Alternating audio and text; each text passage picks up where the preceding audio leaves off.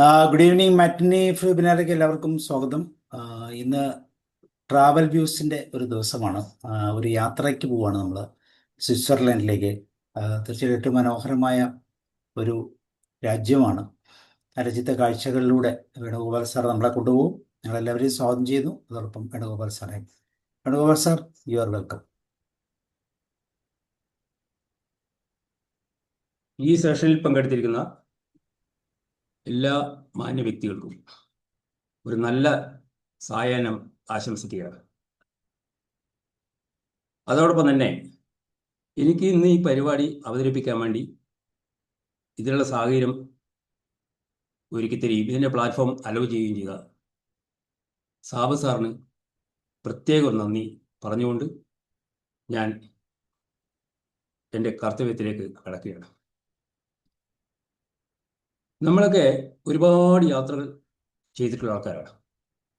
പ്രത്യേകിച്ച് ഈ സെഷനിൽ പങ്കെടുക്കുന്ന പലരും പല സ്ഥലങ്ങളിലും യാത്ര ചെയ്തിട്ടുണ്ട്.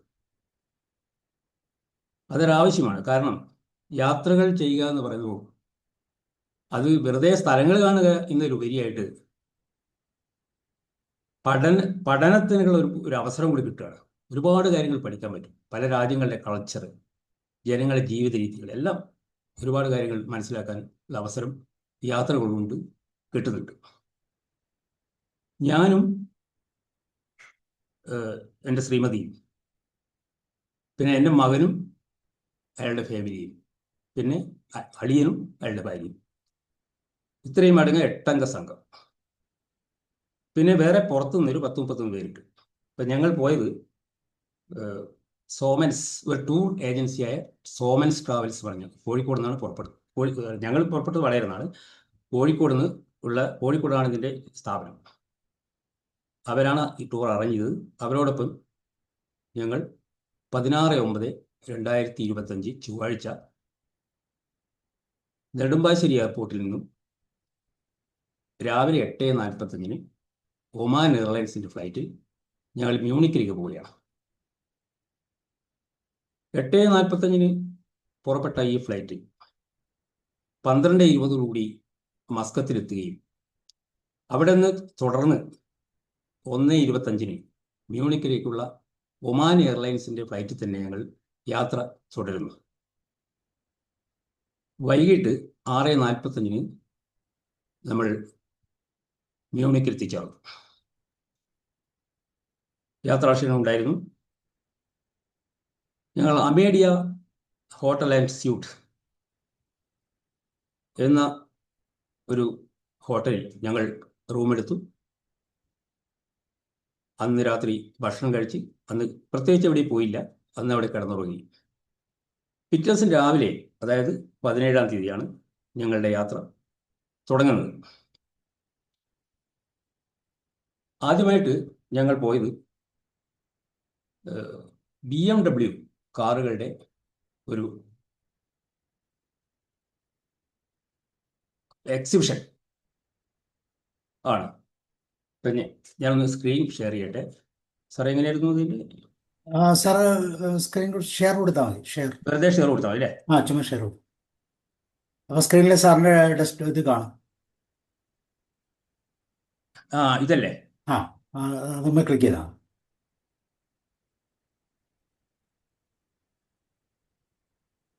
ഒന്നുമില്ലേ? ഓക്കെ. പിന്നെ റിസീവ് ഒന്ന് കൊടുക്കണോ? റിസ്യൂം കൊടുക്കും. ഓക്കെ. അപ്പം ആദ്യമായിട്ട് BMW വെൽറ്റ്, അതായത് ആഡംബര കാറുകളുടെ ഒരു ശേഖരം, അവിടെയാണ് ഞങ്ങൾ ആദ്യമായിട്ട് പോകുന്നത്.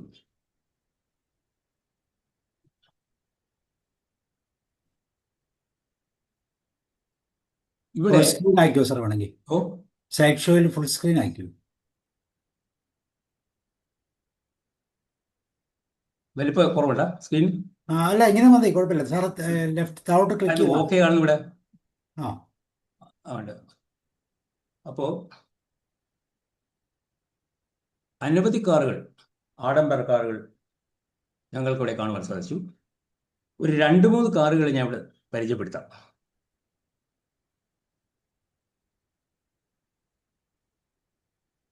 ഒന്ന് BMW 40,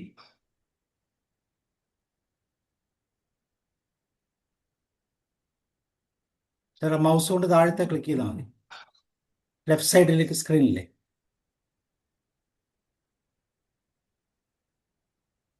കാണുന്നില്ല?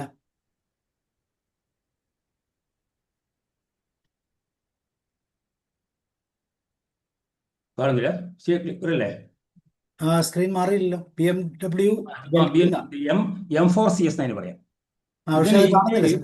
കാണുന്നില്ല കാണുന്നില്ല. 1,79,00,000 ആണ് ഇന്ത്യയിൽ അതിന്റെ ചാർജ്. M4CS. അടുത്ത വേറെ ഒരു കാർ പരിചയപ്പെടുത്താം. സാർ അത് സ്ക്രീനിൽ വരുന്നില്ല കേട്ടോ. സ്ക്രീനിൽ വരുന്നില്ല? ഇല്ല ഇല്ല പോന്നോ? കണ്ടോ? ഇല്ല ഇല്ല. അത് സാർ അതിന്റെ ലെഫ്റ്റ് ക്ലിക്ക് ആയില്ലേ? ഒന്നും കൂടെ ഒന്ന് ഷെയർ ചെയ്യാവോ? ഒന്നും ഒരു കൂടെ മിനിറ്റ് share സ്ക്രീൻ ഷെയർ ചെയ്തു.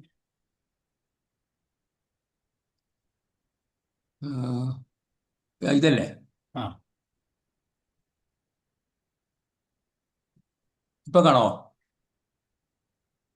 ഇപ്പൊ കാണാം. യെസ്. ആ, ഇതിപ്പം BMW M3CS എന്നാണ് ഇത് പറയാം. ഇതിന് ഇന്ത്യയിൽ 1,49,00,000 ഇതിന്റെ റേറ്റ്. ഇത് പ്രധാന രണ്ട് മൂന്ന് കാറ് പരിചയപ്പെടുത്തി മാത്രമേ ഉള്ളൂ. ഒരുപാട് കാറുകളുണ്ട്, വെറൈറ്റീസ് ഒരുപാടുണ്ട് ഇവിടെ.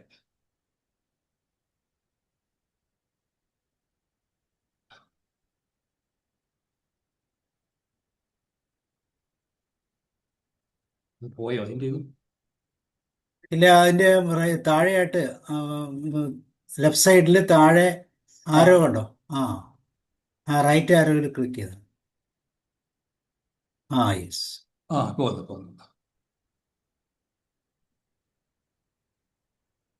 അതെ. അടുത്തായി എനിക്ക് ഞങ്ങൾ സന്ദർശിച്ച സ്ഥലം മറൈൻ പ്ലാസ്. മറൈൻ പ്ലാസ് എന്ന് പറഞ്ഞാൽ 16-ാം നൂറ്റാണ്ടിൽ സ്ഥാപിച്ച അന്നത്തെ തലയെടുപ്പുള്ള ചരിത്രം വിളിച്ചോതുന്ന കെട്ടിടങ്ങളാണ് അന്ന്. അതൊരു മാർക്കറ്റ് സ്ക്വയർ ആണ്. ഇതിൻ്റെ ഇരുവശങ്ങളിലായിട്ട് ടൗൺ ഹാളുകൾ, പഴയ ടൗൺ ഹാളും പുതിയ ടൗൺ ഹാളും അതിന് കാണാൻ നമുക്ക്.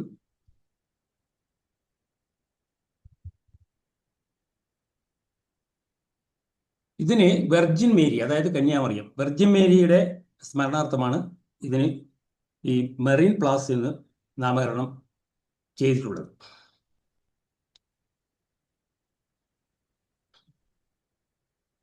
അടുത്തതായിട്ട് ഗ്ലോക്കൻസ്പീൽ ഷോ ഉണ്ട്.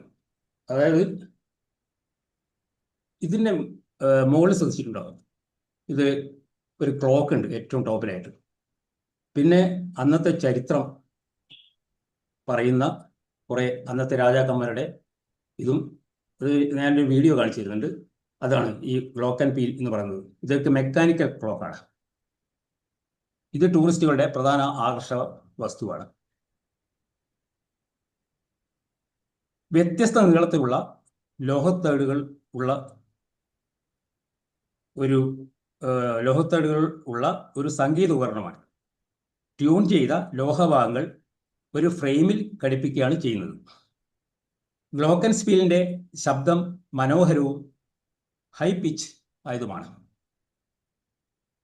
ഈ മെക്കാനിക്കൽ ക്ലോക്ക് ദിവസത്തിൽ പലതവണ പ്രവർത്തിക്കുന്നു. ഈ ക്ലോക്ക് നിർമ്മിച്ചത് 1908-ലാണ്. ഇതിൽ പ്ലേ ചെയ്യുന്ന സംഗീതം വളരെയധികം ഇമ്പമുള്ളതാണ്. സാർ ആദ്യത്തെ വീഡിയോ ഒന്ന് ഇടുക. ക്ലോക്കിന്റെ അല്ലേ സാറേ? ക്ലോക്കിന്റെ സാർ, അപ്പം ഞാനൊന്ന് സ്ക്രീൻ സ്റ്റോപ്പ് ചെയ്യുവേ. അതെയോ? സാറിന് ഇട്ടു. അത് അവസാനം കാണിച്ചാൽ മതിയോ? അവസാനം കാണിച്ചാൽ മതിയോ? ഇങ്ങനെ മതിയോ? അല്ലെങ്കിൽ ഞാനത് സ്റ്റോപ്പ് ചെയ്ത് കഴിഞ്ഞാൽ പിന്നെ സാർ രണ്ടാമത് എടുക്കേണ്ടി വരും. അല്ലെങ്കിൽ സാറിന് ഷെയർ ചെയ്യുന്നോ? അങ്ങനെ നടക്കുമോ? PPTയോ? അത് അങ്ങനെ വേണോ? അങ്ങനെ ചെയ്യാൻ കുഴപ്പമില്ല. നോക്കട്ടെ ഒരു സെക്കൻഡ്.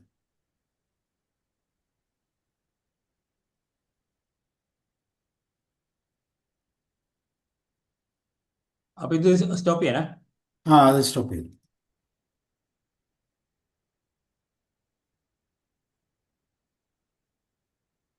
അപ്പൊ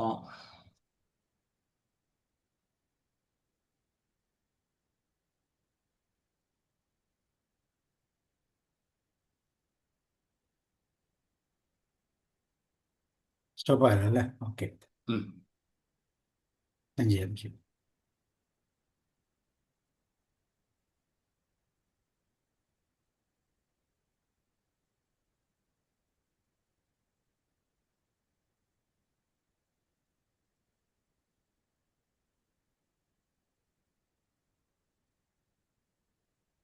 ഇതല്ലേ? അതെ അതെ, ഈ വീഡിയോ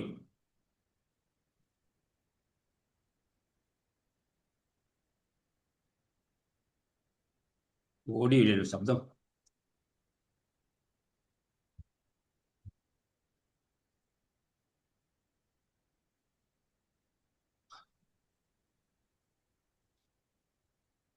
ആ കാലഘട്ടത്തിലെ ചരിത്രം ഒട്ടാകെ അതിൽ കാണിച്ചിട്ടുണ്ട്, ആ ക്ലോക്കിന്റെ പ്രവർത്തനത്തിൽ. സാർ ശബ്ദം ഇല്ലല്ലോ.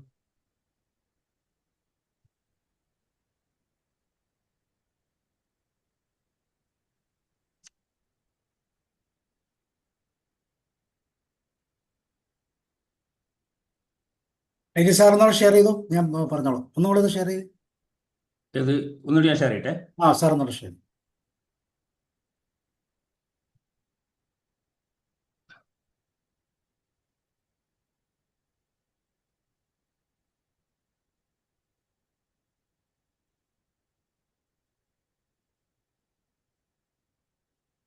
ഇല്ലല്ലോ, കിട്ടുന്നില്ലല്ലോ.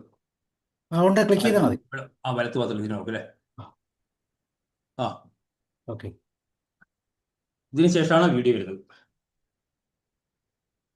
ഓക്കെ, ഇനി അടുത്ത് പറഞ്ഞു.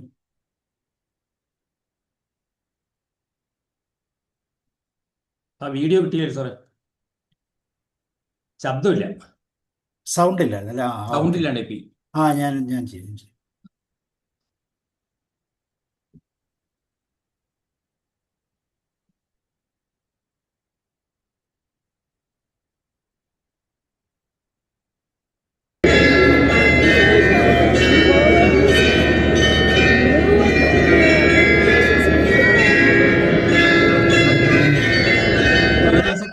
തവണ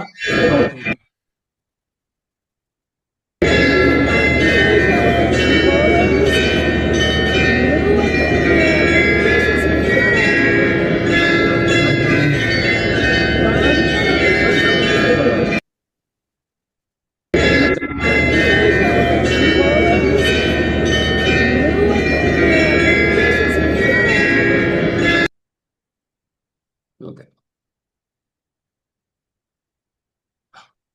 മാരി സാർ ഷെയർ ചെയ്തു.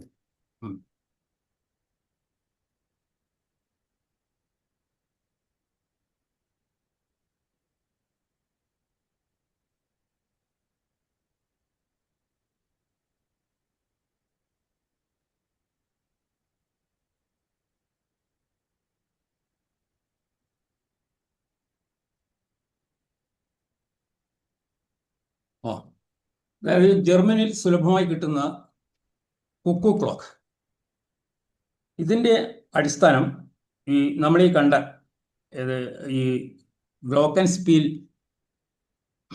മെക്കാനിക്കൽ ക്ലോക്കാണ് ഇതിന്റെ അടിസ്ഥാനം.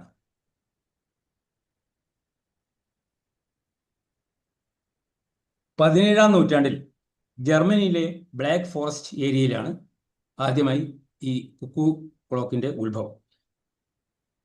1737 കുക്കു ക്ലോക്ക്, ആദ്യത്തെ കുക്കു ക്ലോക്ക് നിർമ്മിച്ചത്. ഇതിന്റെ വില 200 US കറൻസി മുതൽ 500 യൂറോ കറൻസി വരെയുണ്ട് ഇതിന്റെ വില.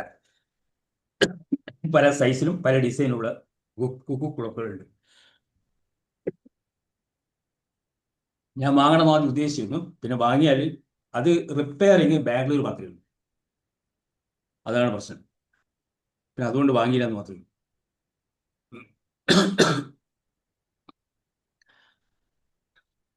അടുത്തതായി എനിക്ക് പറയാനുള്ളത് നമ്മളെ റോഡ് ട്രാം എന്ന് പറയുമ്പോൾ 4-5 ബസ്സുകളെ കണക്ട് ചെയ്തുകൊണ്ട് ഒരു ട്രെയിൻ കണക്ക് ഉള്ള ഒരു സംവിധാനം. അതൊരു പൊതുഗതാഗത സംവിധാനമാണ്. അതായത് ജർമ്മനിയിലെ മ്യൂണിക്കിലെ ഒരു പൊതുഗതാഗത സംവിധാനമാണ്. 1836 മുതൽ മ്യൂണിക്കിൽ നടപ്പിലാക്കിയ ഒരു നെറ്റ്വർക്കാണിത്. ഏതാണ്ട് 79 കിലോമീറ്ററോളം ദൂരം ഇത് സെർവ് ചെയ്യുന്നുണ്ട്. യാത്രക്കാരെ ഒരു സ്ഥലത്തു നിന്നും മറ്റൊരു സ്ഥലത്തേക്ക് സുരക്ഷിതമായി എത്തിക്കുന്നു. ഇത് ലോ ഫ്ലോർ ബസ്സസ് ആണ്. കൂടാതെ ഇത് കൃത്യമായി ഡെഡിക്കേറ്റഡ് ആയിട്ടുള്ള റൂട്ടാണ്. ജർമ്മനിയുടെ ചരിത്രപരമായ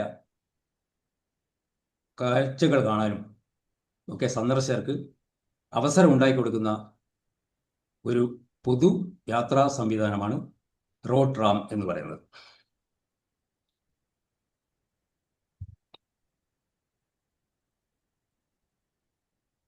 അടുത്തതായി ഞങ്ങൾ പോയത് ഓസ്ട്രിയ എന്ന അടുത്ത രാജ്യത്തേക്കാണ്. അതിൽ പ്രധാനപ്പെട്ട ഒരു നഗരമാണ് ഇൻസ്ബ്രക്ക്. ഇൻസ്ബ്രക്കിലേക്ക് പ്രവേശിച്ച ഞങ്ങളെ വാഹനം ഇൻസ്ബ്രക്കിൽ പ്രവേശിച്ചു. അത് ഞങ്ങളെ എതിരേറ്റത്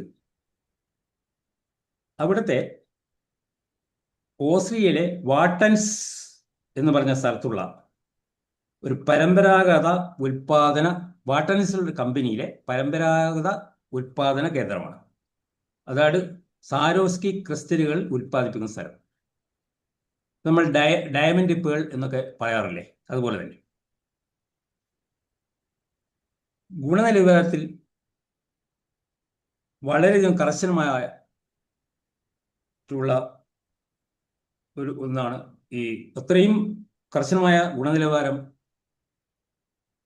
വിധേയമായ ഗ്ലാസ് ക്രിസ്റ്റലുകളാണ് സാരോസ്കി ക്രിസ്റ്റലുകൾ.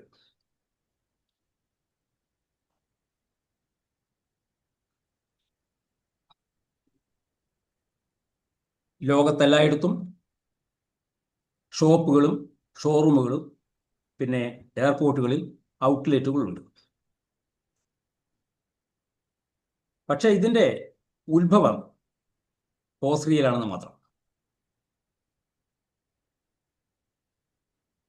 ഞങ്ങൾ ഇതിൻ്റെ തൊട്ടടുത്ത് തന്നെ ഒരു ഷോപ്പിൽ സൊവനീർ, അതായത്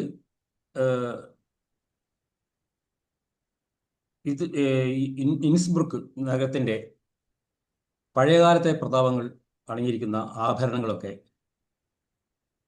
പ്രദർശിപ്പിക്കുന്ന ഒരു ഷോറൂമിലേക്ക് പോയി. അവിടെ ഒട്ടനവധി നെക്ലേസ്, ഇയർ റിങ്സ്, വാച്ചുകൾ എന്നിവയൊക്കെ കാണാൻ സാധിച്ചു.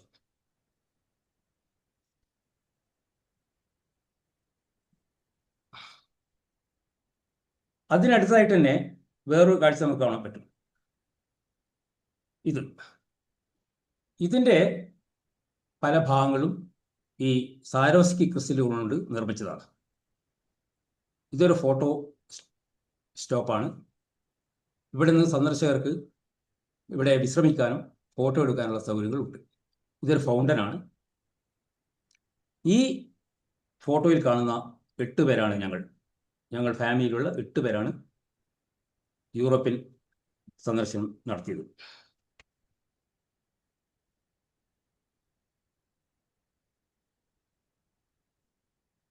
ഇൻസ്ബ്രുക്ക് നഗരത്തിൽ ഞങ്ങളൊരു വാക്കിംഗ് ടൂർ നടത്തി. ഇത് ഒരു സ്ട്രീറ്റിൻ്റെ ഒരു മോഡൽ മാത്രമാണ്. ഇങ്ങനൊരു 3-4 സ്ട്രീറ്റ് ഞങ്ങൾ കവർ ചെയ്യും. എല്ലായിടത്തും ഉയർന്ന വലിയ വലിയ കെട്ടിടങ്ങളും പഴയ ജർമ്മനിയുടെയും പഴയ ഓസ്ട്രിയയുടെയൊക്കെ പഴയകാല ചരിത്രങ്ങൾ വിളിച്ചോതുന്ന രീതിയിലുള്ള കെട്ടിടങ്ങൾ. ഇതൊക്കെ എല്ലാ സ്ട്രീറ്റിലും കാണാൻ പറ്റും.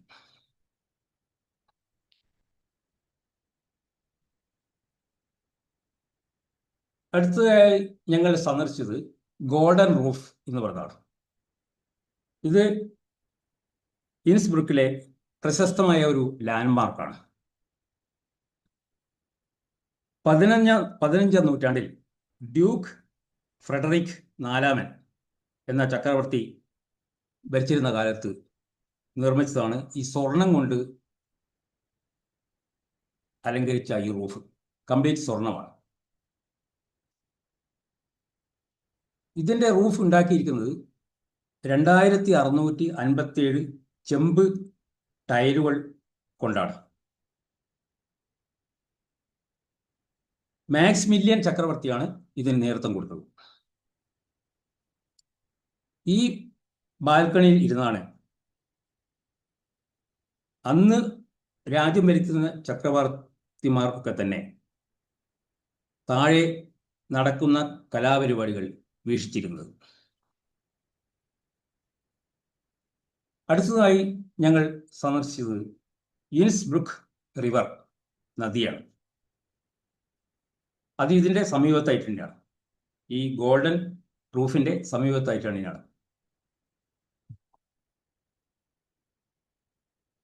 മനോഹരമായ ഒരു റിവറും അതിൻ്റെ ഇരുവശങ്ങളുമായിട്ട് ആൽപ്സ് പർവ്വത നിരകളുമാണ് നമുക്ക് കാണുവാൻ സാധിക്കുക. ഈ റിവർ യൂറോപ്പിലെ പ്രധാനപ്പെട്ട ഒരു റിവറാണ്. ഇത് ജർമ്മനി, ഓസ്ട്രിയ, സ്വിറ്റ്സർലൻഡ് എന്നീ രാജ്യങ്ങളിലൂടെ ഒഴുകുന്നു. ഇതിൻ്റെ നീളം 518 കിലോമീറ്ററാണ്. ഈ നദി ജലവൈദ്യുത ഉൽപാദനം, ജലസേചനം, വിനോദസഞ്ചാരം എന്നിവയ്ക്ക് പ്രസിദ്ധിയാർജിച്ചതാണ്. ഇൻസ്ബ്രുക്ക് നഗരത്തെ പറ്റി പറയുകയാണെങ്കിൽ പൊതുവെ സന്ദർശിക്കാൻ അനുയോജ്യമായ ഒരു സ്ഥലമാണ്. കാരണം മറ്റുള്ള നഗരങ്ങളെ അപേക്ഷിച്ചിട്ട് കുറ്റകൃത്യങ്ങൾ കുറവായിട്ടുള്ള ഒരു നാടായിട്ടാണ് അറിയപ്പെടുന്നത്. അടുത്ത ദിവസം രാവിലെ, അതായത് 18-ാം തീയതി, അടുത്ത ദിവസം രാവിലെ ഞങ്ങൾ മറ്റു രാജ്യത്തേക്ക് ഞങ്ങളുടെ വാഹനം പോയിക്കൊണ്ടിരിക്കുകയാണ്. ലിച്ചൻസ്റ്റൈൻ എന്നാണ് LIECHTENSTEIN, ലിച്ചൻസ്റ്റൈൻ എന്ന് പറഞ്ഞ രാജ്യത്തിൻ്റെ പേര്. ആ കൊച്ചു രാജ്യത്ത് 40,000 അവിടുത്തെ ജനസംഖ്യ. പൂർണ്ണമായും സ്വിറ്റ്സർലൻഡിന് വിധേയത്വമുള്ള, സ്വിറ്റ്സർലൻഡിനെ ആശ്രയിക്കുന്ന ഒരു രാജ്യമാണ് ലിച്ചൻസ്റ്റൈൻ. സമ്പന്നരായ ജനങ്ങൾ താമസിക്കുന്ന ഒരു രാജ്യമാണെന്ന് പറയാം. ജനങ്ങളെല്ലാം സംതൃപ്തരായതുകൊണ്ട് അവിടെ കളവോ പിടിച്ചുപറിയോ ഒന്നുമില്ല. എന്തിനധികം പറയുന്നു, ഒരു പോലീസ് സ്റ്റേഷൻ ഇല്ലാത്ത ഒരു രാജ്യമാണ് എന്ന് പറയുമ്പോൾ നമുക്കൊക്കെ അത്ഭുതം തോന്നും. നമ്മുടെ വാഹനം ലിച്ചൻസ്റ്റൈൻ്റെ തലസ്ഥാനമായ വഡൂസിനെ ലക്ഷ്യമാക്കി പോയിക്കൊണ്ടിരിക്കുകയാണ്. ഈ വഡൂസിനെ പറ്റി പറയുകയാണെങ്കിൽ അതൊരു ടൗൺഷിപ്പുമായി, ഒരു ചെറിയ ഒരു പട്ടണം. 5000 ജനങ്ങളോടും മാത്രമേ താമസിക്കുന്നു. വളരെ ചുരുങ്ങിയ ജനസംഖ്യയുള്ളൂ. പക്ഷേ ആ നഗരത്തിൽ ധാരാളം തെരുവുകളും കടകളുമൊക്കെ ഉണ്ട്. ഇവിടെ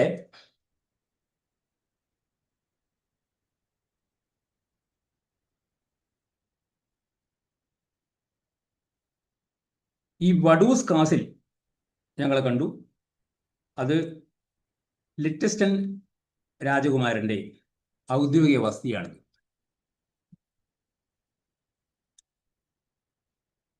ഈ വഡൂസ് എന്ന് പറയുന്നത് വഡൂസ് എന്ന് പറയുന്ന നഗരം ലളിതകലകളുടെ ഒരു കേന്ദ്രമാണ്. ഇവിടുത്തെ മ്യൂസിയത്തിൽ അന്താരാഷ്ട്ര ആധുനിക കലയുടെ രേഖകൾ കാണാം.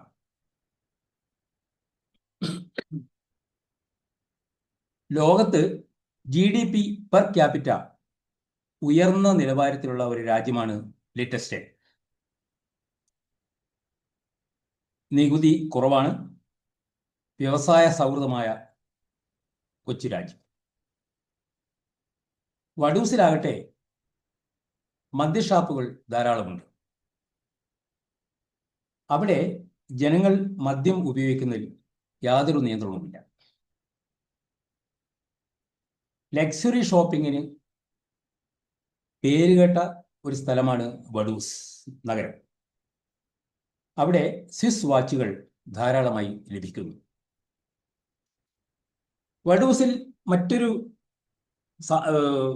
സൗകര്യമുള്ള എന്താണെന്ന് വെച്ചാൽ പാസ്പോർട്ട് സ്റ്റാമ്പ് ചെയ്യുക എന്ന് പറയും.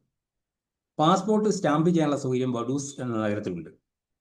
അങ്ങനെ സ്റ്റാമ്പ് ചെയ്ത് കഴിഞ്ഞാൽ നമ്മൾ സന്ദർശിച്ച രാജ്യങ്ങളിൽ ഈ ലിറ്റൻസ്റ്റൈൻ എന്ന കൊച്ചു രാജ്യം വേറെ തന്നെ കാണിക്കും. ആ രാജ്യം പ്രത്യേകിച്ച് അതിന് ഒരുപാട് ഗുണങ്ങളുണ്ട്. ഇത് ഒരു നോവൽ സുവനീർ എന്ന് പറയും, അതായത് ഒരു സ്മരണിക.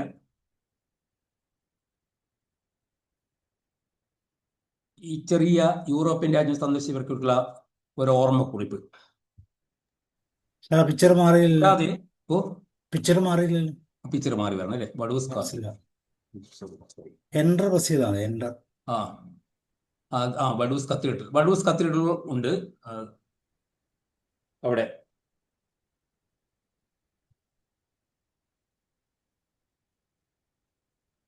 ഇതായിട്ടില്ല.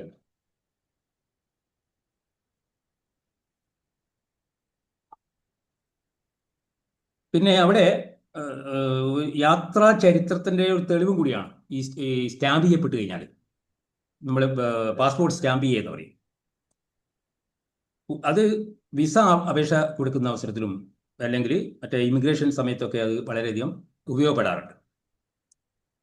പിന്നെ വഡൂസിൽ ഒരു ടോയ് ട്രെയിൻ ഉണ്ട്. മനോഹരമായ ഒരു കൊച്ചു നഗരമാണ് വഡൂസ് എന്ന് പറഞ്ഞു. ആ നഗരം ചുറ്റിക്കാണുക എന്നാണ് ഞങ്ങളുടെ ലക്ഷ്യം. ബട്ട് ടോയ് ട്രെയിനിൽ കയറിയാണ് ഞങ്ങൾ ഈ നഗരം മുഴുവൻ ചുറ്റിക്കാണുന്നത്.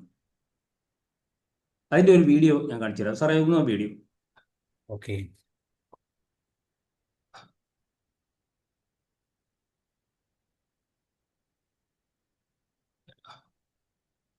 അത്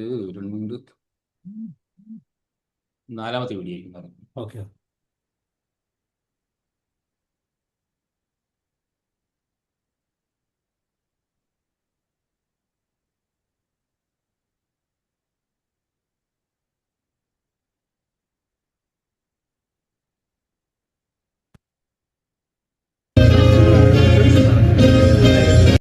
ഇതല്ലേ? അതെ അതെ. മലയാളത്തിലാണ്. ഏബ് ഹോയ്സ് 20-ാം നൂറ്റാണ്ടിന്റെ തുടക്കത്തിൽ സൃഷ്ടിക്കപ്പെട്ടതും നോയ്ഡോഫ് എന്ന് വിളിക്കപ്പെട്ടിരുന്നതുമായ ഏബ് ഹോയ്സ് ക്വാർട്ടറിലൂടെയാണ് നമ്മൾ ഇപ്പോൾ ഡ്രൈവ് ചെയ്യുന്നത്. 1926-ൽ പണി കഴിപ്പിച്ച വില്ല ഡിസ്ട്രിക്റ്റിലെ നിവാസികളുടെ കൂട്ടമാണ് ഇവിടെ ഉണ്ടായിരുന്നത്.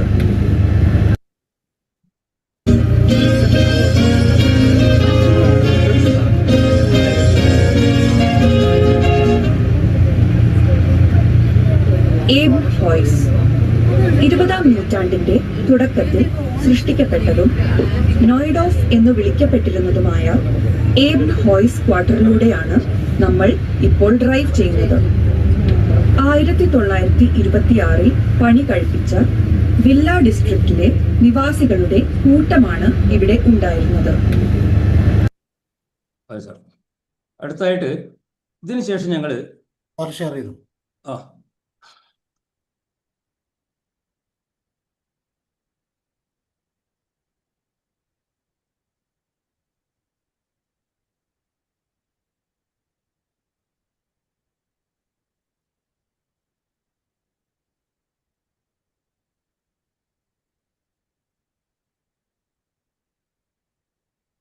അടുത്തതായിട്ട് ഈ വഡൂസ് കഴിഞ്ഞതിന് ശേഷം ഞങ്ങൾ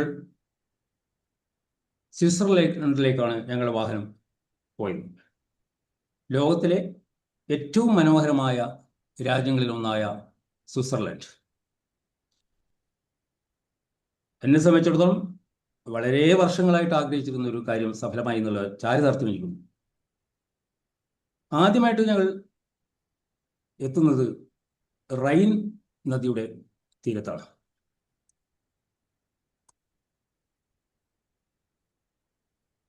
ഈ റൈൻ റിവർ ലോകത്തിലെ ഏറ്റവും നീളം കൂടിയ നദികളിലൊന്നാണ്.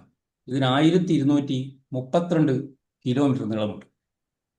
സ്വിറ്റ്സർലൻഡ്, ഓസ്ട്രിയ, ലിechtenstein, ജർമ്മനി, ഫ്രാൻസ് എന്നീ രാജ്യങ്ങളിലൂടെ ഒഴുകുന്നു. സ്വിറ്റ്സർലൻഡിലെ ആൽപ്സ് പർവ്വതത്തിൽ നിന്നാണ് ഈ നദി ഉത്ഭവിക്കുന്നത്. അവിടെ നിന്നും വടക്കോട്ടൊഴുകി കോൺസ്റ്റന്റ് തടാകത്തിൽ എത്തുന്നു. ഇത് ജർമ്മനിയിലൂടെ ഒഴുകി ജർമ്മനി ഫ്ലോക്ക് ഫോറസ്റ്റ്, റൈൻലാൻഡ് എന്നീ നഗര പ്രദേശങ്ങളിലൂടെ കടന്നു പോകുന്നു.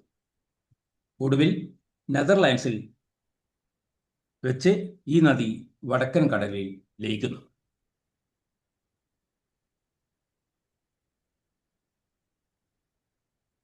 അടുത്തതായി ഞങ്ങൾ സന്ദർശിച്ചത് റൈൻ വാട്ടർഫോൾസ് ആണ്. റൈൻ നദിയിലെ വെള്ളച്ചാട്ടം.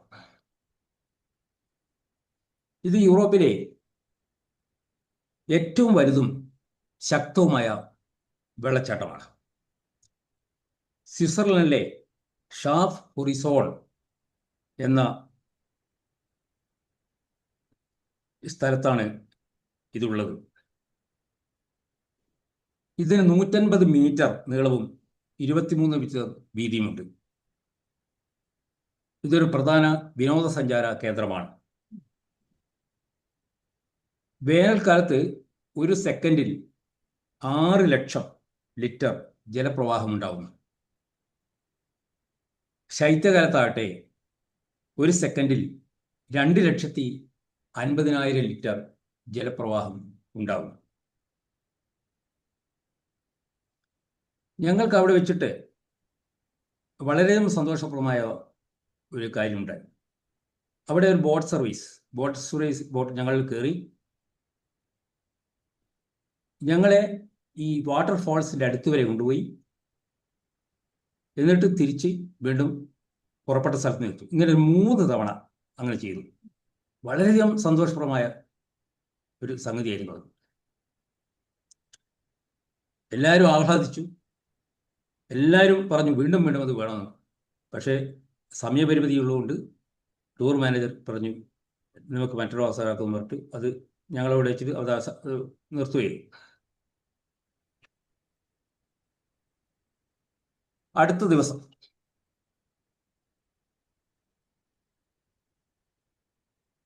ബ്രേക്ക്ഫാസ്റ്റിന് ശേഷം ഞങ്ങൾ പോയത് ഉർണർ ആൽപ്സ് പർവ്വതനിരയിലെ ഒരു പർവ്വതം. സ്ക്രീൻ മാറ്റിക്കും. ഓക്കെ. അപ്പുറം അത് ഉർണർ ആൽപ്സ് പെട്ട 3238 മീറ്റർ ഉയരമുള്ള ഒരു പർവ്വതം. അതിന് പേര് മൗണ്ട് ടൈറ്റിൽസ് ആണ്. അത് ഏഞ്ചൽബർഗ് എന്ന പട്ടണത്തിലാണ് ആ പർവ്വതം ഉള്ളത്. ഈ പർവ്വതത്തിൻ്റെ മുകളിലേക്ക് പോകാനുള്ള ഒരു സംവിധാനമാണ് ഈ ഫോട്ടോയിൽ കാണുന്നത്. അതിൻ്റെ പേര് റൊട്ടേർ കേബിൾ കാർ. അതിൽ പോകുമ്പോൾ മേലോട്ട് പോകുന്നതോറും ഈ 360 ഡിഗ്രി കാഴ്ചകൾ കാണാൻ സാധിക്കും. കറങ്ങുകയും ചെയ്യും. അതാണ് റൊട്ടേറ്റിംഗ് കേബിൾ കാർ. ഈ കറങ്ങുന്നതോടൊപ്പം അത് മുന്നോട്ട് പോവുകയും ചെയ്യുന്നുണ്ട്. അപ്പം 360 ഡിഗ്രി വ്യൂസ് നമുക്ക് കിട്ടി. പർവ്വതത്തിൻ്റെ വിവിധ ഭാഗങ്ങൾ മനോഹരമായ കാഴ്ചകൾ കാണുവാൻ നമുക്ക് സാധിച്ചു. ഏഞ്ചൽബർഗ് എന്ന ബേസ്, അതായത് താഴ്വാരത്ത് നമ്മൾ എത്തിച്ചേർന്നിട്ട് നമ്മൾ ഈ പർവ്വതത്തിലേക്ക് കയറാനുള്ള ഒരു ക്രമത്തിലാണ്. ആദ്യം ഈ റോട്ടേർ കാർ എന്ന് പറയുന്ന 3ാമത്തെ സംവിധാനം. ആദ്യം ഒരു കേബിൾ ട്രെയിൻ എന്ന് പറയും. ഈ കേബിൾ ട്രെയിനിൽ കുറച്ച് ദൂരം പോകും. അത് കഴിഞ്ഞിട്ട് കേബിൾ കാറുണ്ട്. അതും കഴിഞ്ഞിട്ടാണ് ഈ സംവിധാനം വരുന്നത്. അങ്ങനെ 3 സംവിധാനമുണ്ട്. 3 സംവിധാനത്തിൽ കൂടി 16 അടി 16 അടി ഉയരമാണ് ഈ ടോട്ടൽ, ഈ പർവ്വതത്തിൻ്റെ ഏറ്റവും ടോപ്പിൽ. അപ്പം മീറ്റർ കണക്കിൽ പറയുകയാണെങ്കിൽ 3238 മീറ്റർ. അതിൽ 3028 മീറ്റർ ആയപ്പോഴേ അവിടെ നിർത്തി. അവിടെ നിന്നു. അവിടെ ഇറങ്ങിയതിന് ശേഷം ഗ്ലേസിയർ കേവ് എന്ന് പറഞ്ഞ ഐസ് ശില്പങ്ങൾ കൊണ്ട് ഉണ്ടാക്കിയ ഒരു ടണൽ, ആ ടണൽ കൂടി ഞങ്ങൾക്ക് പോകാൻ സാധിച്ചു. ടെമ്പറേച്ചർ 6 ഡിഗ്രിയിൽ താഴെയായിരുന്നു. അതിശൈത്യമായിരുന്നു. ടണൽ കൂടിയ യാത്ര വളരെ ദുർഘടമായിരുന്നു. കാരണം പല സ്ഥലങ്ങളിലും തെന്നി വീഴാനുള്ള ഒരു സാഹചര്യം ഉണ്ടായിരുന്നു, ധാരാളം ഉണ്ടായിരുന്നു. പക്ഷേ എങ്കിലും അത്തരം പ്രശ്നങ്ങളെ വകവെക്കാതെ ഞങ്ങൾ മുന്നോട്ട് നീങ്ങി. പിക്ചർ മാറ്റി.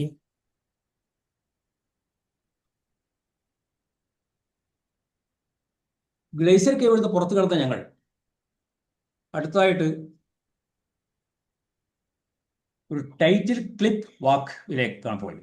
ടൈറ്റിൽസ് ക്ലിഫ് വാക്ക്, അതായത് ലോകത്തിലെ ഏറ്റവും ഉയരം കൂടിയ സസ്പെൻഷൻ ബ്രിഡ്ജ്. ഈ ബ്രിഡ്ജിൽ കൂടി പോകുന്ന അവസരത്തിൽ വല്ലാതെ ഇളകും ഈ ബ്രിഡ്ജ്, നമ്മൾ വീഴാൻ സാധ്യതയുണ്ട്. അപ്പോൾ ഈ ബ്രിഡ്ജിൻ്റെ 2 ഭാഗത്തും പിടിച്ചിട്ടാണ് നമ്മൾ പോകുന്നത്. സാർ, ഇതിൻ്റെ ഒരു വീഡിയോ ഉണ്ടല്ലോ, ഓക്കെ. ആ വീഡിയോ കൂടി കാണുമ്പോൾ നമുക്ക് കുറച്ചുകൂടി മനസ്സിലാവും.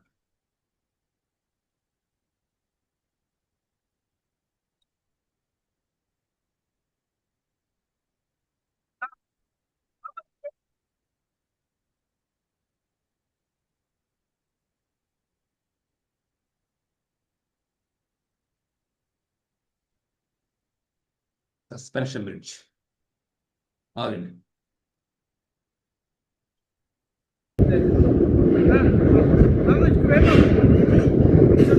മകനും മകന്റെ കുട്ടി.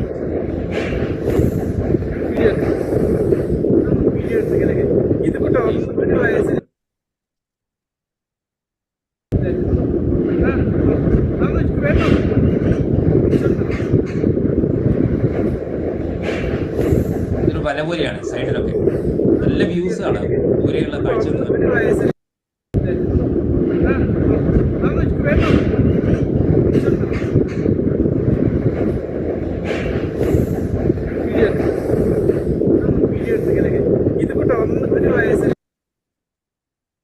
ഓക്കെ, അത് കഴിഞ്ഞിട്ട് ഞങ്ങൾ അവിടുന്ന് ഭക്ഷണം കഴിച്ചു. അതിൻ്റെ ടോപ്പിൽ റെസ്റ്റോറൻറ്റ്, ഈ മലയുടെ ടോപ്പിൽ.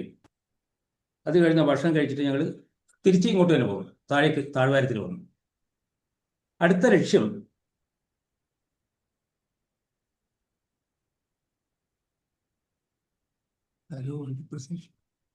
ഞാൻ ഷെയർ ചെയ്യാം സാർ അല്ലേ, ലിയോൺ മോണുമെന്റ്.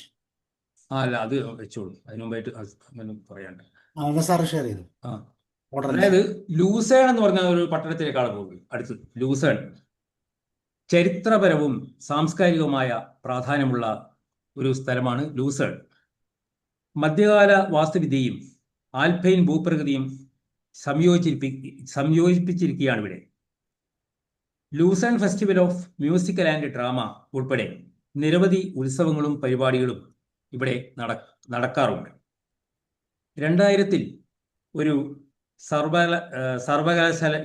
സർവകലാശാലയായി സ്ഥാപിതമായ ലൂസേൺ ഒരു പ്രധാന വിദ്യാഭ്യാസ കേന്ദ്രമാണ്. അടുത്ത ലയൺ മോണമെന്റ് സാറേ ഒന്ന് ഷെയർ ചെയ്യട്ടെ. ചെയ്തു. അലോ കൊടുക്കട്ടെ, എന്നാലും സാറിന് കൂടി പറ്റുന്ന എടുത്തല്ലേ. മൾട്ടിപ്പിൾ അല്ല സാർ ചെയ്തു.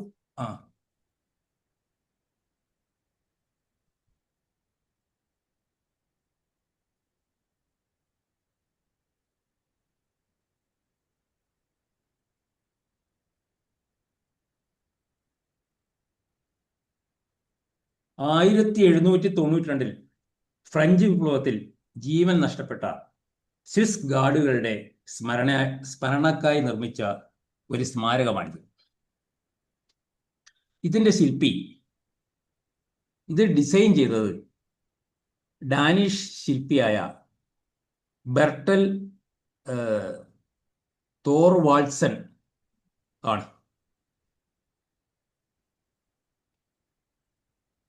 അടുത്തതായി ഞങ്ങൾ സന്ദർശിച്ചത്, സ്പീഡ് കൂടുന്നുണ്ട് സാറേ. ഇല്ല. അടുത്തതായി ഞങ്ങൾ സന്ദർശിച്ചത് ചാപ്പൽ ബ്രിഡ്ജാണ്. അതായത് 14-ാം നൂറ്റാണ്ടിൽ നിർമ്മിച്ച യൂറോപ്പിലെ ഏറ്റവും വലിയ വുഡൻ ബ്രിഡ്ജാണിത്.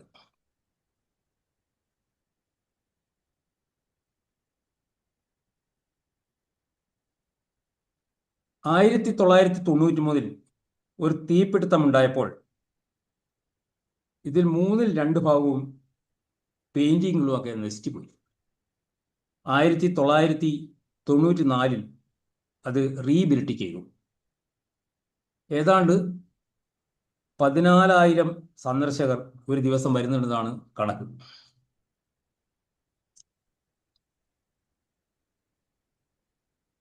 അടുത്തതായി ഞാൻ സന്ദർശിച്ചത് ലൂസേൺ ലേക്കാണ്, ലൂസേൺ തടാകം. യൂറോപ്പിലെ മനോഹരമായ തടാകങ്ങളിൽ ഒന്നാണ്. ഇതിന് 114 ചതുരശ്ര കിലോമീറ്റർ വിസ്തൃതിയുണ്ട്. ഈ തടാകത്തിൻ്റെ ആഴം 214 മീറ്ററാണ്. ഈ തടാകത്തിൻ്റെ നീളം 39 കിലോമീറ്റർ. ഇത് യൂറോപ്പിലെ പ്രധാനപ്പെട്ട വിനോദസഞ്ചാര കേന്ദ്രങ്ങളൊന്നാണ്. അടുത്ത 20-ാം തീയതി ഞങ്ങൾ ബ്രേക്ക്ഫാസ്റ്റ് കഴിച്ച് ഞങ്ങൾ സ്വിറ്റ്സർലൻഡിൻ്റെ തലസ്ഥാനമായ ബേൺ നഗരത്തിലേക്ക് പോയി.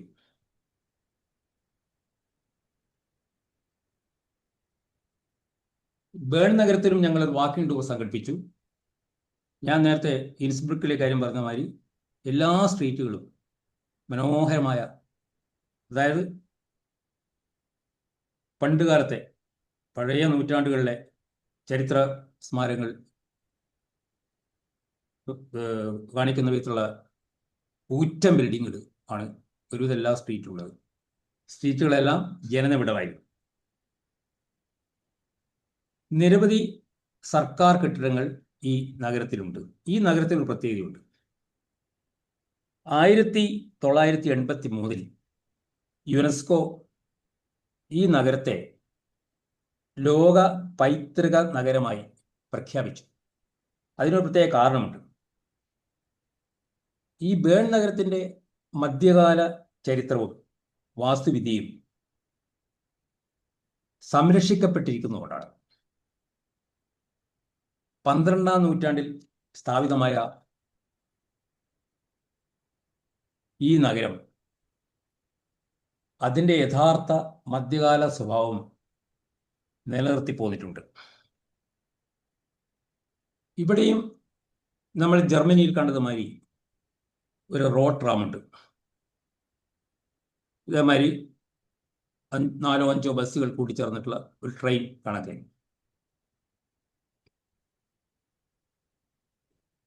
ഇതും ഒരു പൊതു ഗതാഗത സംവിധാനമാണ്.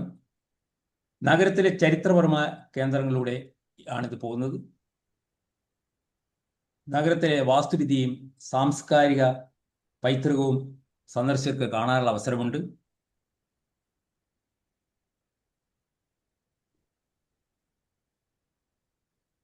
ഈ ബേൺ നഗരത്തിലുള്ള മറ്റൊരു കാഴ്ചയായിരുന്നു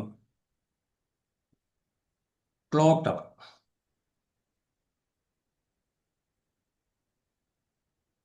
ഇതിന്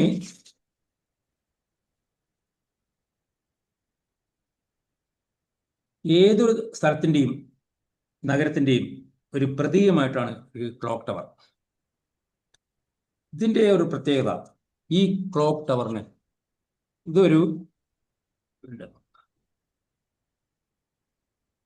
ഇതിന് സൈറ്റ് ഗ്ലോഗ് എന്നുകൂടി പേരുണ്ട്. 13-ാം നൂറ്റാണ്ടിലാണ് ഈ ടവർ നിർമ്മിച്ചത്.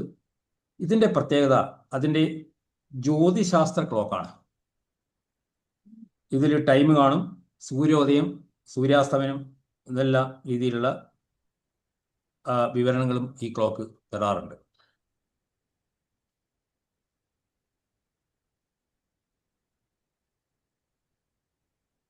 അടുത്തതായി ഞങ്ങൾ സന്ദർശിച്ചത് ഐൻസ്റ്റൈൻ ഹൗസാണ്. 1903 മുതൽ 1905 വരെ ആൽബർട്ട് ഐൻസ്റ്റീൻ തൻ്റെ ഭാര്യ മിലേവ മാരിക്കിനോടും തൻ്റെ മകൻ ഹാൻസ് ഐൻസ്റ്റീനോടും കൂടി താമസിച്ച സ്ഥലമാണിത്. ഈ കാലയളവിലാണ് ഐൻസ്റ്റീൻ തൻ്റെ ആപേക്ഷിക സിദ്ധാന്തം വികസിപ്പിച്ചെടുത്തത്. ഇപ്പോൾ ഇതൊരു മ്യൂസിയമാണ്. ഈ മ്യൂസിയത്തിൽ ഐൻസ്റ്റീൻ്റെ ജീവിതവും പ്രവർത്തനങ്ങളും പ്രദർശിപ്പിക്കുന്നു. അദ്ദേഹത്തിൻ്റെ കത്തുകൾ, ഫോട്ടോഗ്രാഫുകൾ എന്നിവയെല്ലാം ഈ മ്യൂസിയത്തിലുണ്ട്. ബേണിലെ ഇന്ത്യൻ റെസ്റ്റോറൻറ്റിൽ നിന്നും ഭക്ഷണം കഴിച്ചതിന് ശേഷം ഞങ്ങൾ ബേൺ റെയിൽവേ സ്റ്റേഷനിലേക്ക് പോകുന്നു.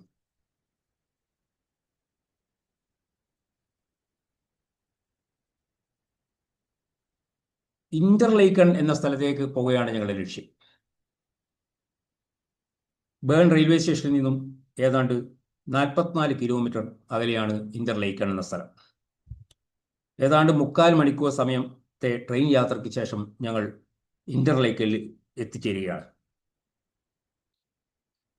ഇന്റർലേക്കൺ അതിൻ്റെ പ്രകൃതി സൗന്ദര്യത്തിനും സാഹസിക വിനോദങ്ങൾക്കും പേരുകേട്ട സ്ഥലമാണ്. ഇന്റർലേക്കൻ എന്ന് പേര് പറഞ്ഞാൽ തന്നെയും 2 തടാകങ്ങളുടെ ഇടയ്ക്കുള്ള സ്ഥലമെന്ന് അർത്ഥം. യൂനെ, ബ്രിയാൻസ് എന്നീ തടാകങ്ങൾക്കിടയിലുള്ള ഒരു സ്ഥലമാണ് ഇന്റർലേക്കൻ. ഇത് ഒരു പ്രശസ്തമായ വിനോദസഞ്ചാര കേന്ദ്രമാണ്. ഇവിടുത്തെ സാഹസിക വിനോദങ്ങളിൽ പ്രധാനപ്പെട്ടതാണ് പാരാഗ്ലൈഡിങ്ങും സ്കൈ ഡൈവിങ്ങും.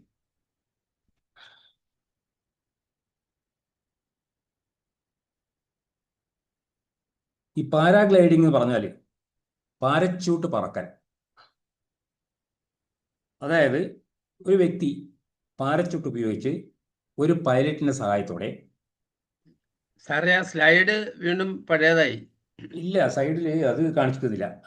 ആ, അത് സൈഡ് ഇല്ല. സൈഡ്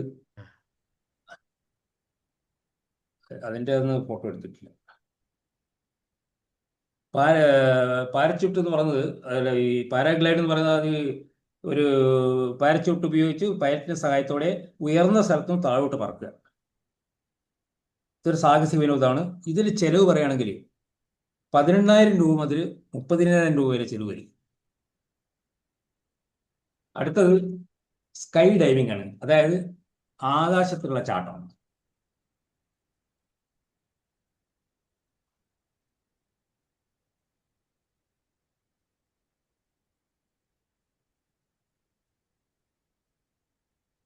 ഇന്റർലേക്കൽ നടക്കുന്ന ആവേശകരമായ ഒരു അനുഭവമാണ് സ്കൈ ഡൈവിംഗ്. സാർ, ആ പിക്ചർ ഒന്ന് കാണിക്കാവോ? പിക്ചർ, അതിന്റെ പിക്ചർ ഇല്ല കേട്ടോ സാറേ.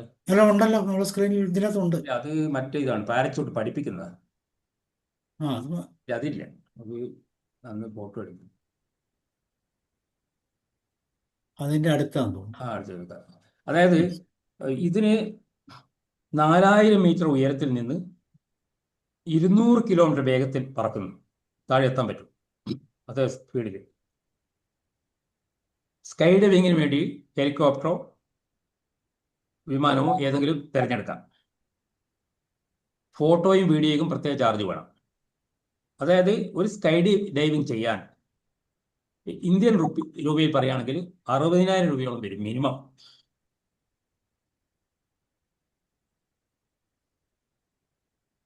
അടുത്തത് ഞങ്ങൾ ദർശിച്ചത് യാഷ് രാജയുടെ സ്റ്റാച്യു ആണ്. യാഷ് ചോപ്രയുടെ ഒരു സ്റ്റാച്യു ആണിത്. ഇത് കുസാൻ ഗാർഡനിൽ ആണ് സ്ഥിതി ചെയ്യുന്നത്. യാഷ് ചോപ്രയെ പറ്റി നമുക്കെല്ലാവർക്കും അറിയാം, ഇന്ത്യൻ ചലച്ചിത്ര സംവിധാന രംഗത്തെ പ്രഗത്ഭനായ ചലച്ചിത്ര നിർമ്മാതാവും ഒക്കെ ആയിരുന്നു, സംവിധായകനും നിർമ്മാതാവും ഒക്കെ ആയിരുന്നു യാസ് ചോപ്ര. 1932 സെപ്റ്റംബർ 27 ലാഹോറിലാണ് അദ്ദേഹം ജനിച്ചത്.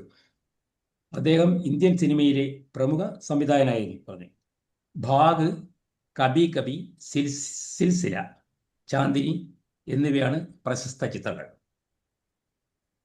2012 ഒക്ടോബർ 21 മുംബൈയിൽ വെച്ച് അദ്ദേഹം മരണമടയുകയുണ്ടായി. യാസ് ചോപ്രയെ ആദരിക്കുന്നതിന് വേണ്ടിയാണ് ഈ സ്റ്റാച്യു സ്വിറ്റ്സർലൻഡിൽ ഉണ്ടാക്കിയത്. അപ്പോൾ ഇന്ത്യക്കാരനായ യാസ് ചോപ്രയെ എന്തുകൊണ്ട് ആദരിച്ചു ചോദിച്ചാൽ, അദ്ദേഹത്തിൻ്റെ സിനിമകളിൽ സ്വിസ് ഭൂപ്രദേശങ്ങൾ മനോഹാരിത വരച്ചു കാണിച്ചിട്ടുണ്ട്. അദ്ദേഹത്തിന് സ്വിറ്റ്സർലൻഡിൻ്റെ ടൂറിസത്തെ പ്രോത്സാഹിപ്പിക്കാൻ ഉപകരിച്ചിട്ടുണ്ട് അദ്ദേഹത്തിൻ്റെ സിനിമകൾ. ഈ കാരണങ്ങൾ കൊണ്ടൊക്കെയാണ് അദ്ദേഹത്തെ ആദരിച്ചത്, അദ്ദേഹത്തിൻ്റെ സ്റ്റാച്യു അവിടെ ഉണ്ടാക്കിയത്. ഈ സ്റ്റാച്യുവിന് ചുറ്റുമുള്ള മനോഹരമായ പൂന്തോട്ടങ്ങൾ നമുക്ക് കാണാൻ സാധിക്കും. ഈ സ്റ്റാച്യുവിന് 350 കിലോഗ്രാം ഭാരമുണ്ട്. 2012 അദ്ദേഹം മരിക്കുന്നത്. 2011 യാസ് ചോപ്ര ഇന്റർലേക്കൺ എന്ന സ്ഥലത്തെ അംബാസഡറായി നിയമിക്കുകയുണ്ടായിട്ടുണ്ട്.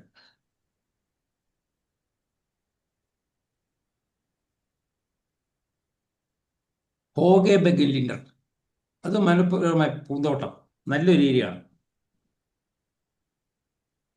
അവിടെ സന്ദർശകർക്ക് ഇരിക്കാനും പിന്നെ കാറ്റ് കൊള്ളാനും ഫോട്ടോ എടുക്കാനും എല്ലാത്തിനും നല്ല സൗകര്യമുള്ള ഒരു സ്ഥലമാണ്. മനോഹരമായ ഭൂപ്രദേശം.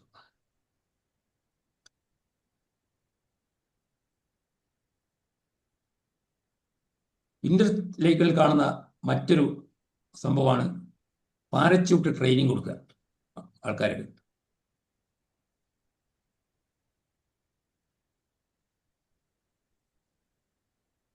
മനോഹരമായ സ്ഥലമാണ്, പൂന്തോട്ടങ്ങളുള്ള ഇഷ്ടംപോലെ ഉണ്ട്.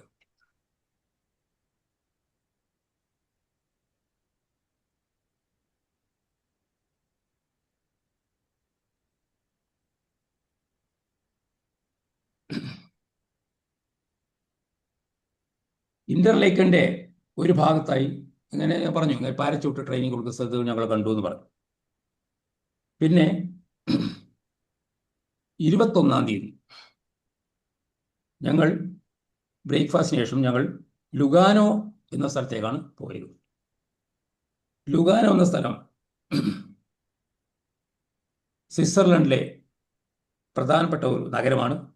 ഇത് ആൽപ്സിന്റെ തെക്കേ അറ്റത്ത് ലുഗാനോ തടാകത്തിന്റെ തീരത്തായി സ്ഥിതി ചെയ്യുന്നു. ഈ ലുഗാനോ തടാകം ബോട്ടിങ്ങിനും നീന്തലിനും അനുയോജ്യമാണ്. തുടർന്നുള്ള യാത്രയിൽ ഞങ്ങൾ ഗോത്താർഡ് റോഡ് ടണൽ കടന്നുപോയി.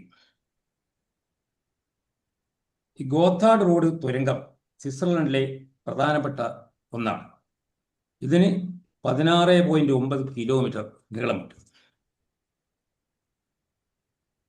തുരങ്കത്തിലെ വേഗപരിധി മണിക്കൂറിൽ 80 കിലോമീറ്ററാണ്.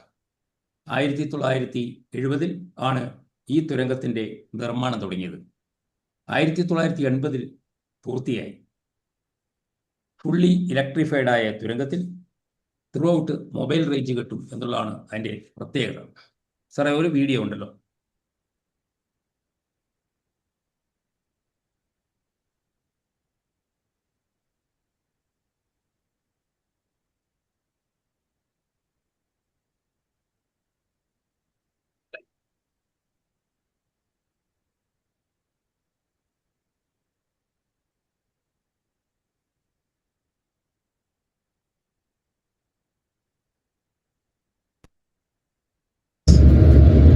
നിങ്ങളുടെയൊക്കെ നാട്ടിലെ ഒന്ന് ആലോചിച്ച് നോക്കിയാൽ 17 കിലോമീറ്റർ ആലോചിച്ച് നോക്കിയാൽ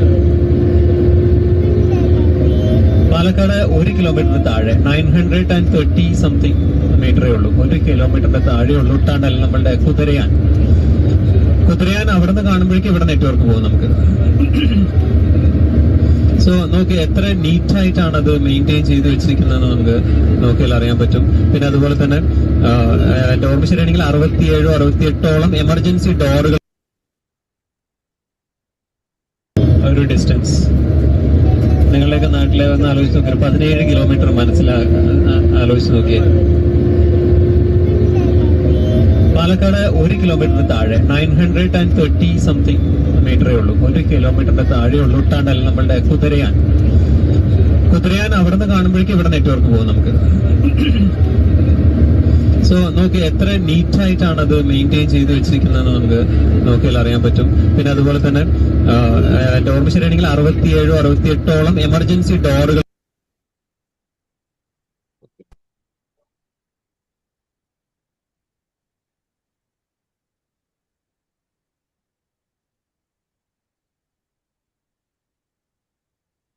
ഇതാണ് ടണൽ.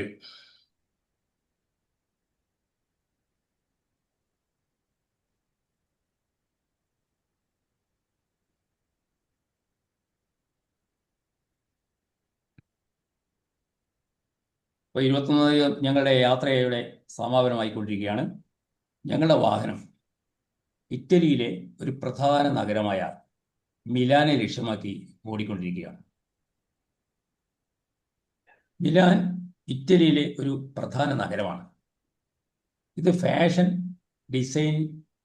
ഡിസൈനിങ്, കല എന്നിവയുടെ കേന്ദ്രമാണ്.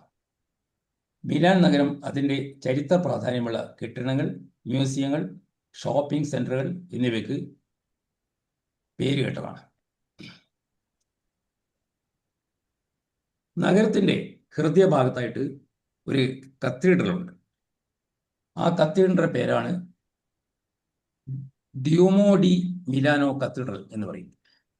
ഇതിന് 650 വർഷത്തെ പഴക്കമുണ്ട്. ഇത്രയും കാലത്തിനിടയിൽ ഒരുപാട് പ്രാവശ്യം ഇത് റിനോവേഷൻ നടന്നുള്ള സ്ഥലമാണ്, കെട്ടിടമാണ്. ഇതിൻ്റെ സമീപത്തായിട്ട് തന്നെ വേറെ മാർക്കറ്റ് സ്ക്വയർ ഉണ്ട്. അനവധി ടൂറിസ്റ്റുകൾ വരുന്നത് സന്ദർശിക്കുമായ സ്ഥലമാണിത്.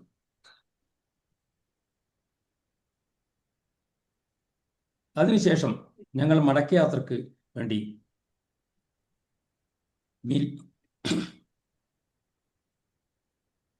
മിലാനിലെ എയർപോർട്ടായ മാൽപെൻസ എയർപോർട്ടിലേക്ക് പോയി.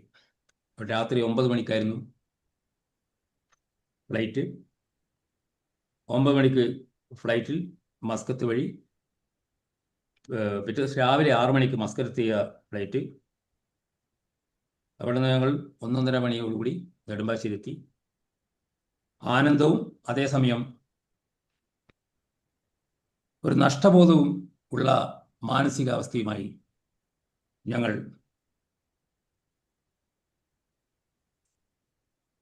ഞങ്ങളുടെ വീട്ടിലെത്തി. യാത്ര ഇവിടെ പൂർണ്ണമാകുന്നു.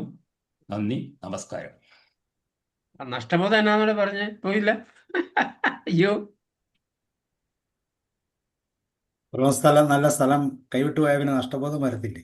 ഓ അതാണ് ഞാൻ വിചാരിച്ചേ. നേടി എന്നുള്ളതല്ലേ സാറേ? അത്ര സാഹസികമായി നേടിയെടുത്തു ഇവിടെയും കൂടി കുറെ ദിവസം കൂടി തുടരണമെന്നുണ്ടായിരുന്നു, മനസ്സിൽ ആഗ്രഹിച്ചു. പക്ഷെ നടക്കില്ല. അങ്ങനെ നോക്കിയാനായിട്ട് ശരിയാണ്. കാണിച്ച അവസാനത്തെ പള്ളിയാണിത്,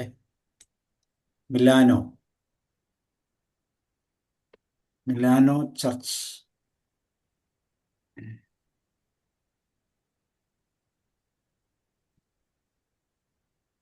ഗൂഗിൾ മാപ്പിലൂടെ നോക്കുമ്പോൾ കാണുന്നത്.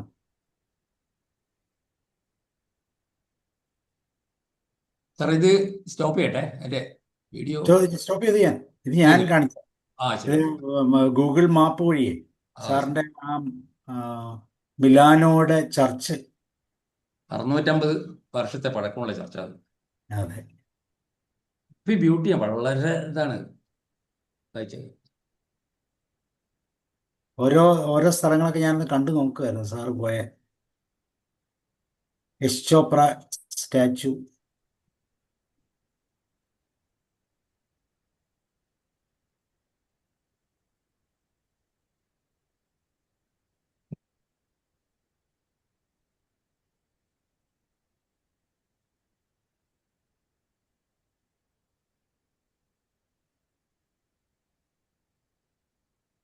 ഓക്കെ, അപ്പോൾ പറയൂ.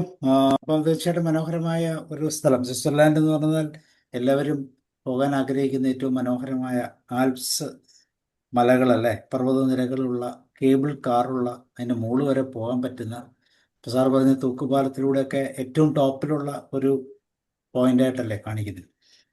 അത്ര മനോഹരമായ ഒരു സ്ഥലമാണ്. അപ്പോൾ അത് പോകാൻ കഴിഞ്ഞു എന്നുള്ളത് തന്നെ വളരെ സന്തോഷം. എത്ര ഇതിൻ്റെ എത്ര ദിവസത്തെ എത്ര രൂപയാവും ഇതിന്? 2 lakhs 2 lakhs 2 അല്ല lakhs ഇപ്പോൾ അവർക്ക് കൊടുക്കണം.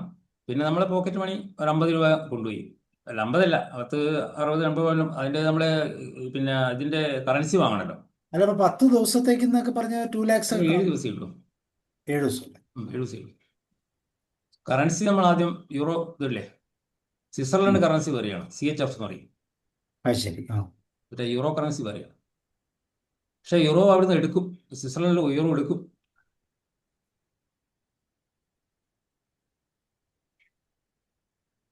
ഓക്കെ, അപ്പോൾ 7 ദിവസം ട്രാവൽ അല്ലേ?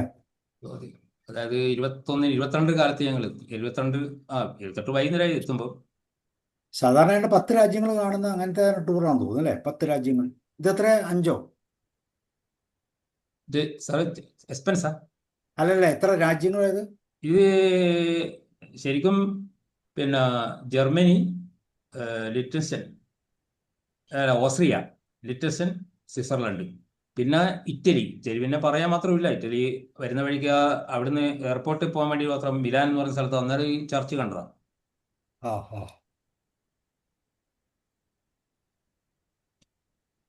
7 ദിവസം കൊണ്ട് അത്രയ്ക്ക് കവർ ചെയ്യാൻ പറ്റുള്ളൂ.